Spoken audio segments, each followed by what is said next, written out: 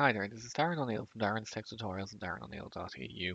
This short video I'm going to show you how to download and install MariaDB on Windows 10. So to get started here, I'm just going to open up my Chrome window here, and I'm just going to look for MariaDB and I'll hit return.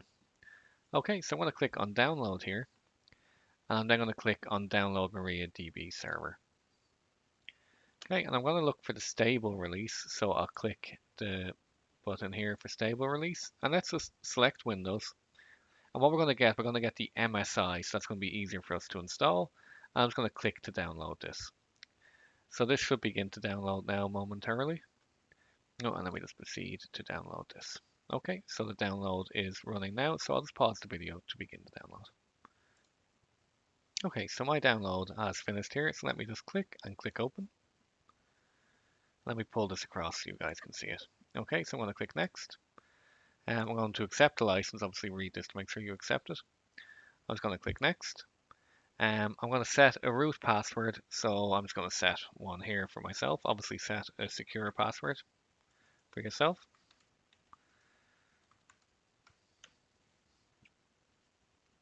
I'm not going to enable remote access, root access from remote machines. I want to click next. I'm going to leave all these as the default. Obviously if you need to change them you can, so what port will operate on. I'll click next. I'm not going to enable the feedback, up to yourself if you want to enable this, and I'll click next, and then I'm going to click install, and the install process will begin now here. So what I'll do is I'll just pause this while the install process is running. Okay, perfect. So we can see it's done here. So let me just click finish.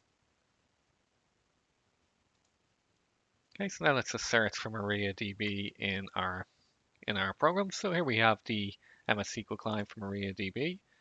Let me pull this across again.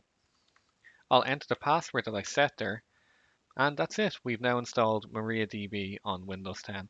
I hope that was useful, and if you had any issues, please do comment below, and where I can help, I certainly will. Thank you.